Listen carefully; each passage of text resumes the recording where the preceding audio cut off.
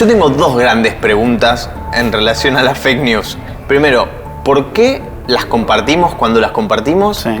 ¿Y por qué las producen quienes las producen? O sea, son como las dos grandes intrigas que hacen que este fenómeno sea una cosa que casi no se pueda frenar. ¿Este mensaje yo la sé? Yo creo que tenés muchas respuestas para darme respecto a eso. Sí, a mí me parece que están muy buenas las dos. Apuntan a dos cosas completamente distintas. Una es la noción o la desesperación que tenemos por exponernos. O sea, hay como una tendencia normal a compartir cosas y de hecho hay muchos análisis que se hacen sobre noticias falsas y el impulso que tiene el humano por compartir esas noticias, que está un poco relacionado también con las edades. O sea, hay distintas justificaciones.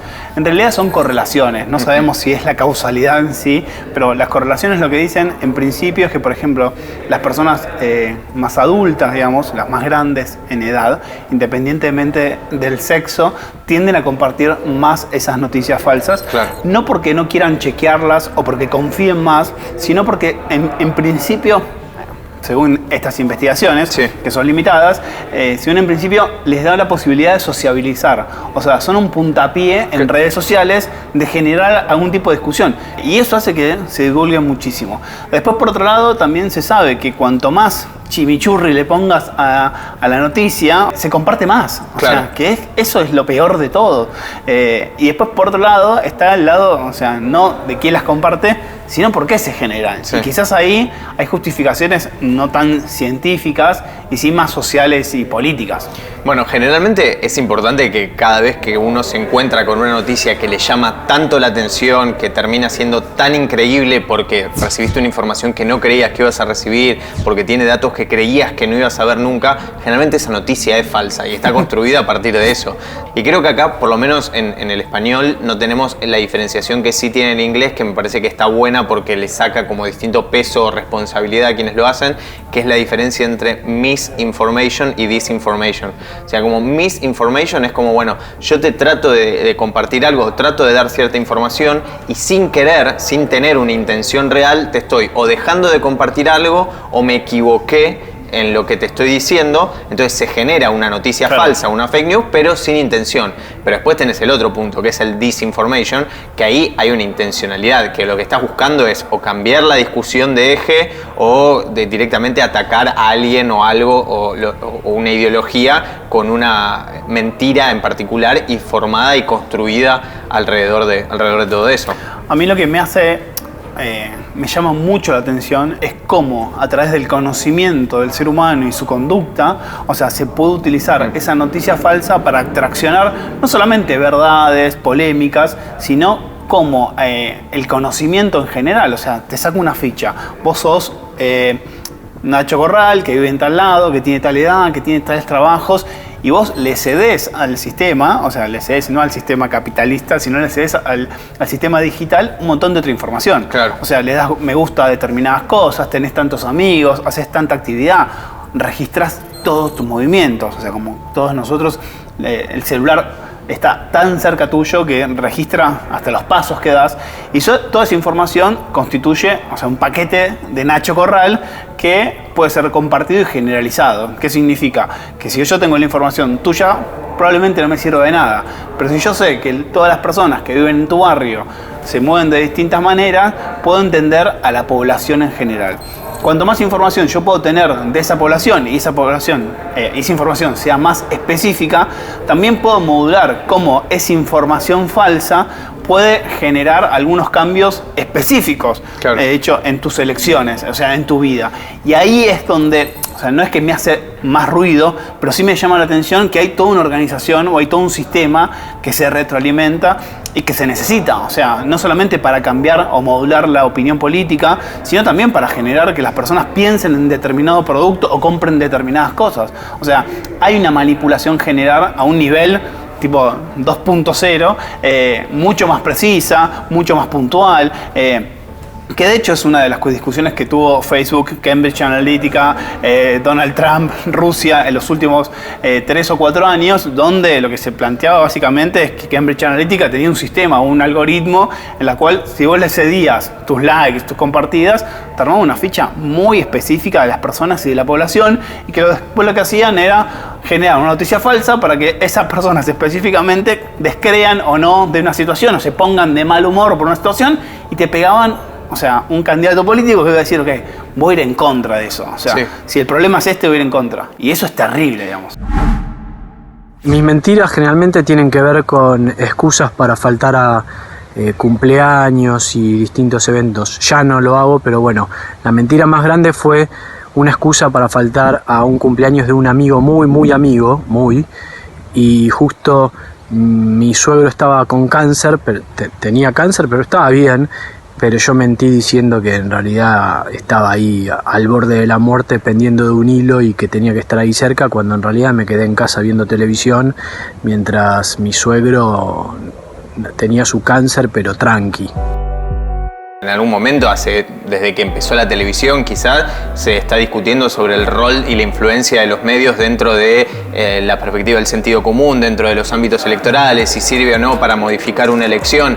Y creo que durante mucho tiempo hubo siempre como dos grandes bibliotecas. Una que decía, mira, la verdad no influye lo que digan los grandes medios, hubo teorías en el medio de esta aguja hipodérmica en donde supuestamente te podían tratar de influir y hacer que votaras a lo que estabas expuesto en los medios tradicionales de comunicación. Y había otra que decía que no, mira, por más que te expongas a los medios, es muy difícil que o cambie tu opinión o tengas otra perspectiva de la realidad. Pero eso, a medida, como decís vos, que se fue especificando muchísimo más, que tal como cambió la publicidad, que ahora la publicidad va a vos y no va a un grupo de gente, sino que va a una persona, también pasa con las noticias falsas que intentan modificar perspectivas políticas, me parece.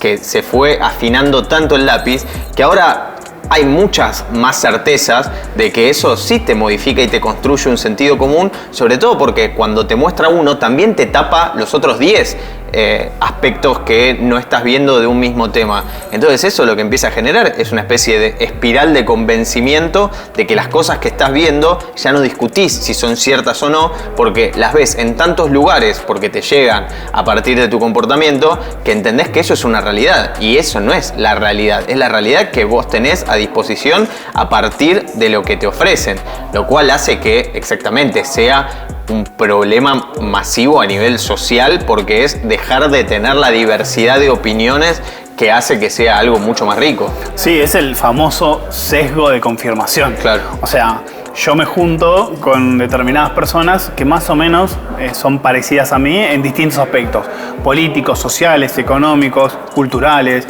O sea, y no solamente me junto con esas personas, sino que todos nosotros consumimos determinados medios, determinados influencers, determinada información y rechazamos otra. Entonces, cada vez que interactuamos digitalmente, se ve muchísimo más, nos convencemos más de nuestras ideas. Claro. O sea, y cada vez nos hacemos más radicalizados.